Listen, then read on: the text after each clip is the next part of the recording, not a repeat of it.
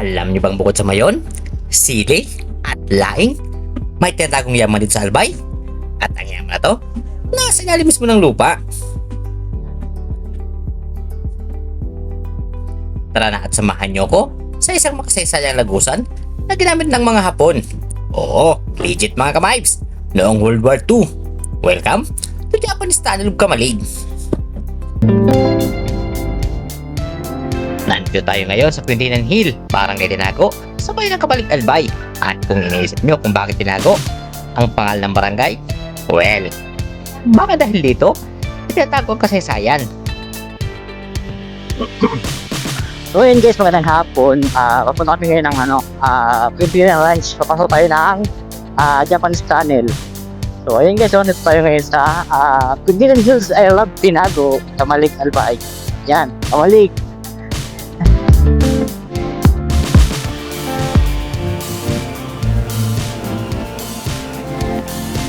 So yun guys, magandang hapon. Dito tayo ngayon sa Quintinan Hills sa Barangay Tinago. So yun, bali din kami pumasok ng Quintinan Hills. Papasok tayo ngayon dito sa Japanese Tunnel. So nakikita nyo naman dito guys, no? Napakarami mga statue nitong mga Japanese nung mga panahon ng World War II. Ayan, oh.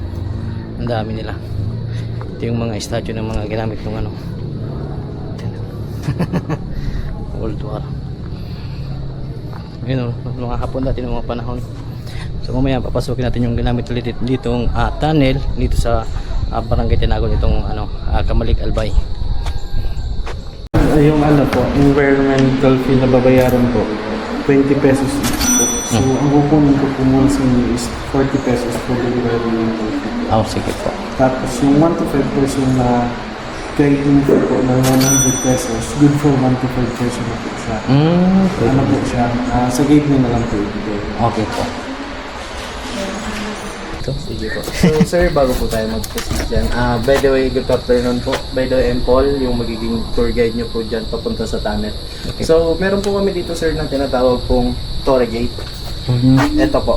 Torre Gate. Torre Gate. Mostly po makikita nyo po yan sa Japan, sa mga entrance po ng church nila, kasi po sa Japanese is sacred po ito. Sagrado po yun sa kanila. Kaya nilagay po namin dito para sa pag-alala po ng mga namatay po dito ng Japanese sa Japanese Tunnel. Okay. Make sure na lang po na hawak po tayo sa railings kasi po minsan po madulas po yung daanan. For safety po natin. So, ito naman po sir, ma'am, yung second floor ng BIC po namin.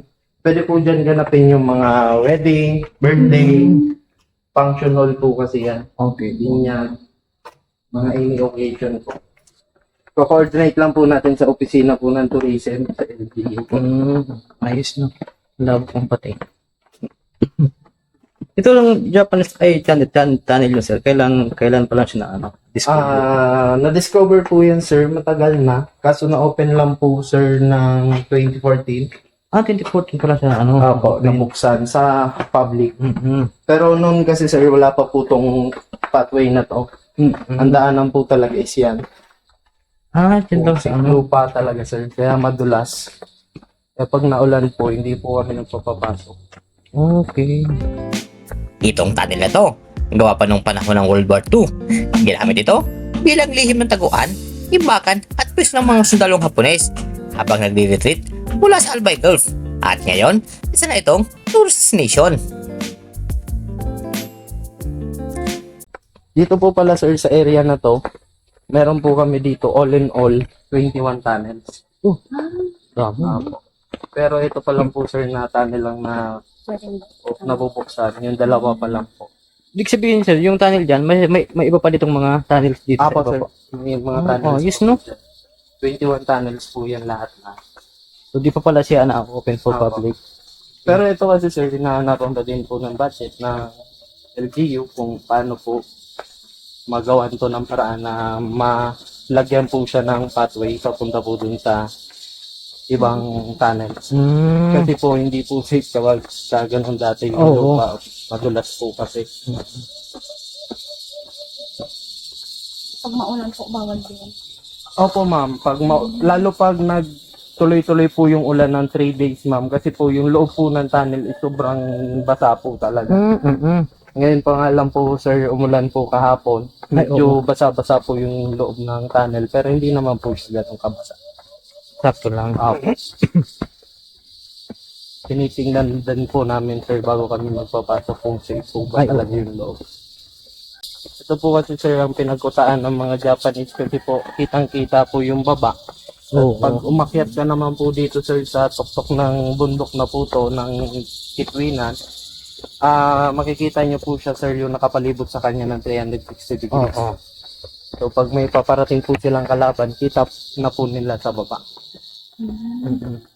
So ito pong bundok na to, ang ilalim po niyan yung tunnel na po. Yes po sir. Ayos, no? Apo. Ito pong bundok na to, yung ilalim po niyan tunnel na po. So ito naman po sir yung nagbibigay sa kanya ng support, yung mga ugat po na itong mga malalaking puno na to, kaya hindi po siya nagko-collapse.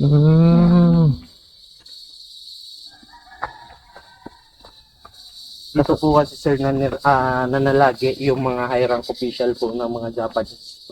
Oo. Katulad po ni Lieutenant Colonel Sato and Lieutenant Yamashito. Sila po yung dalawang high rank official po na sumira dito sa loob ng tunnel. Sa Toyota. Sa walang araw ba gano'n? Opo.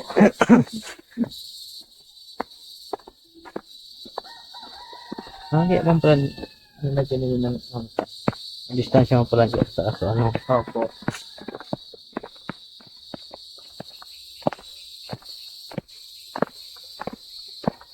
Tapos dito naman sir, ito pong nakikita nyo po, yan po yung decoy ng tunnel. Hindi ko. Opo. Kumbaga sir, fake tunnel po kasi hanggang dyan lang po yan. Nandiyan lang yun siya. Opo, wala na siya sir na diretso. Decoy lang po yan. Kasi sir, pag nandun ka po sa taas, yan lang po ang makikita nyo, hindi po itong pinakang tunnel po talaga. Kaya pag nakita po ng mga American soldiers and Filipino soldiers, yan po agad yung binabaril. Pero wala mang tao dyan. Pero wala pong tao. Minsan ma'am, meron tao kasi ginawa po nila yan na guard house. Parang guard guard house. house po nila. Ayos, no? May namatay din dyan. Opo, dito ma'am, marami dito namatay. Almost 700 men ng Japanese dito po namatay.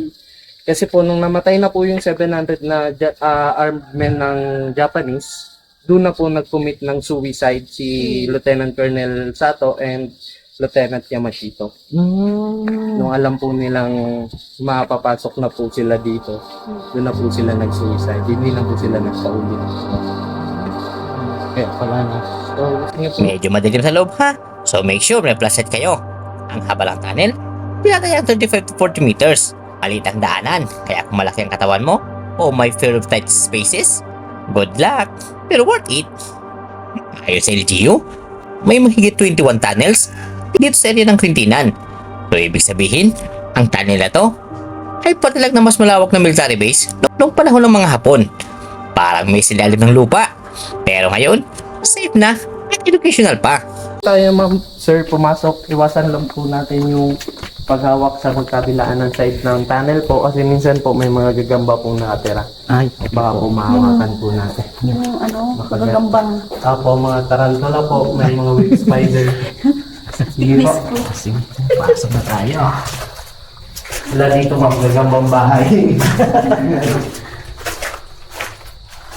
Katulad ng nakikita po sa ano, sa Solong, ay yung So dito sir na part, pwede na po tayo lumayo. Design po kasi yan ng tunnel na ginawa ng mga Japanese kasi po yung mga American soldiers nag-height po sila ng 6 feet tapos yung mga Japanese naman is 5 feet lang po talaga yung height nila. Kaya nahihirapan po pumasok yung mga American soldiers dyan. Ito maliit lang ang Ito Japanese lang po natin. sir kasi basa po dito.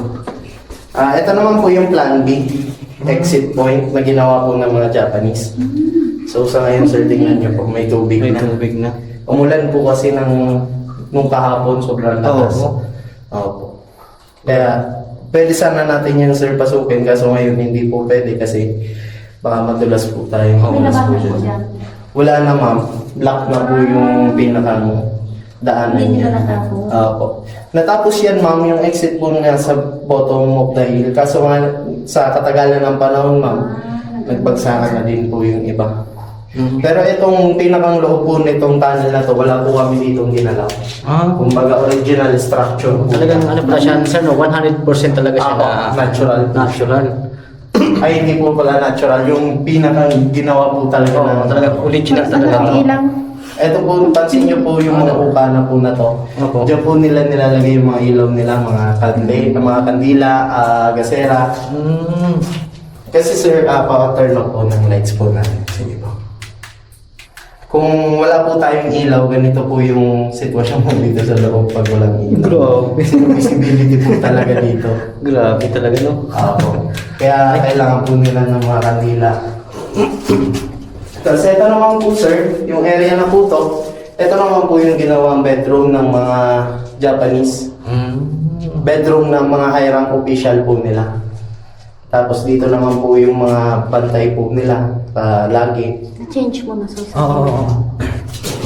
So ito naman po sir yung plan A. Plan A exit point. Kumbaga sir, pansin nyo po, medyo malaki yung bungad niya. Pero pag pinasok po to, hanggang sa dulo po, paliit na po siya hanggang sa makalabas ka po ng tunnel. Kumbaga, lalabas ka sir dun sa pinakantok-tok, gapang na. Ang gapang na. Opo. Pasukin po natin sir para makita nyo. Hinay-hinay lang po dito kasi madulas. Sige po. Wala ka. Wala ka ilaw. Wala ako ilaw. Hawak mo. Ah, sige. Sige po. Maliit na talaga siya, no? Opo. Simula dito, maliit na po siya sir. Ito naman sir, nauka na yan. Diyan po ito, kapag may nagkasalubong sir, diyan po yung tumatabi yung isa para po makadaan. Kasi itong tunnel po na to, isa lang po yung kasya. Lupit. Opo. Tara po sir. Tara, atras. Ilaw mo. Hindi ma'am, hindi lang po. Wala ilaw. Lubot na sa akin. Ito na lang po ma'am sa inyo. Okay lang po. Gamit ko po. Okay lang po. Lupit ni Kaingi po yung lalo. Opo. Pero sa ano po talaga sir, ang gumawa po talaga nito is hindi naman po mga Japanese. Mga Pilipino guys po. Mano-mano. Mano-mano po yun ma'am. Wala po silang makinang gamit. Kasi pansin nyo po ma'am, yan pong mga eto, yan po yung mga bakas na pinaghukayan po nila. Kaya hindi po siya napapantay. Oo. Ano ba yung mga Mga bakas po ng pinagpikuan. Pansin nyo po sa Oo. Parang mga bato, no? Mga igang. Isang muli po kasi yan sir ng putik na matigas po Ay, talaga. no. Mag-asawa pa yan. Asay. Kaya mo mag-asawa. Kaya mo na mag-asawa siya rin. Lalaki lang. Grabe ka niya. Ng English. So sir, ito po yung sinasabi ko sir nung Beef spider, Huntsman spider po. So, yung po tayo dito. So, yung mababa na po yung ceiling ng tayo. So, proceed po tayo. Ay, yung pangalawang tunnel po pala natin, ma'am sir, hindi na po pwede pasukin kasi delikado na po. Ay, sige po. Sa hanggang sa bungad lang po talaga tayo. Kasi sir, dun sa loob maraming nagbagsakan ng mga bato. Ah, nag-ano na pala siya? Nag-collapse na? Nagpo-collapse na po. Kaya minsan, pinapasok din namin yung sir, kaso hanggang bungad lang po talaga. Tigit lang. No?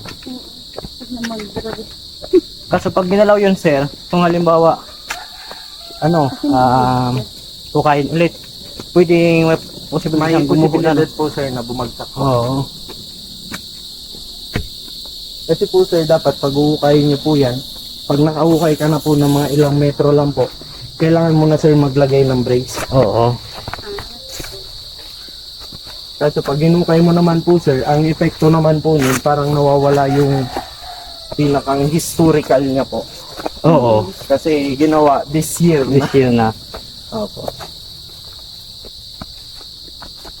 Yung mga ganyang tunnel, sir, wala na ba yung nakuha sila dito ng mga, kumbaga yung mga gamit na, Meron po kami sir nakuha, mga ano lang po, mga bullet shells, yung mga basyo po. mga basyo ng bala na lang. Opo, tapos yung dulo ng mortar.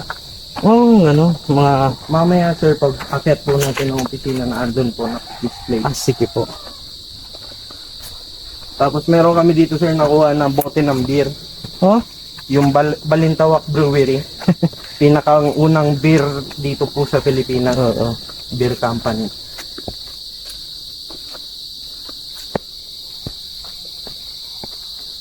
Kung isipin ka din, bundok ka din sir. Di. Wala pala siya May lang po sir. tunnel. Oh, sige. Sige po. So, ito po sir yung pangalawang tunnel. Ito po sir na tunnel na to, nagsilbing bedroom lang po talaga to. Bedroom. Opo. Then sir, kung napasok na namin to dati, yung nasa loob po nito sir, may malaking malawak po siya dyan sa loob. Doon po natutulog yung mga Japanese. Kaso sa ngayon, Hindi na po kaya. Ito sir, ng mga bato na yan, nagbagsakan na din po yun. delikado na Kaya delikado na po talaga. Labas ng tunnel. Ito pala. Ito po sir yung pako na ginamit po nila sa paglalagay po ng brace para mabuo po yung tunnel. Ito naman po yung dulo ng mortar. Ito po yung mga bullet shells. Ito mga bomb shrapnels na lang po yun. Ito po sir yung sinasabi ko po sa iyo. Bote, no? Opo. Ang lupit, Para no? makita mo sir naman. Ang lupit, no? Ito po may Balintawak Brewery po dyan na nakalagay. Oo, balintawak. Talagang Pilipinas pa sa. Opo. Nung dumating yung mga hapon sir, sila po yung nagpatakbo nung kumpanya na po yun para masuplayan po nila ng mga beers yung army po nila sa tunnel. Ito kung ano sir, yung mga bato na to. Ito po sir, fossilized po to na mga shell. Kumbaga sir, nakuha po namin to sa Kitinday, sa tuktok po ng bundok. Ay, oo. Opo. Kaya magtataka kayo sir kung bakit may shell sa tuktok ng bundok. 1,000 years ago po kasi sir. Ito pong area na po to hanggang Kikitinday, covered po siya ng seawater. Dati po siyang dagat.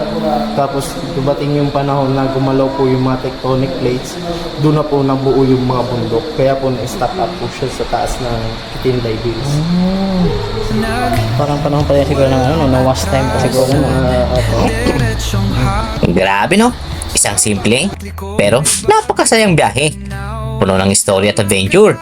Kaya kung mapapadangay sa Kamalig, Albay, wag lang puro laing at sili. Bisitahin nyo rin ang Japanese Tunnel dito sa Quintinan Hill. Ako si Alex, ng Listed Vlogs. Gaya ng lagi kong sinasabi, biyahe lang mga ka-vibes. Sa bawat biyahe, ikaw ang saksi. Guys, so, nakita ko na si General Sai Toyota. Yan ang Yamashita Treasure. Ay, hindi. Magkwento na lang. Amo ka guys, so ano, so pulang araw. Sumunod ka na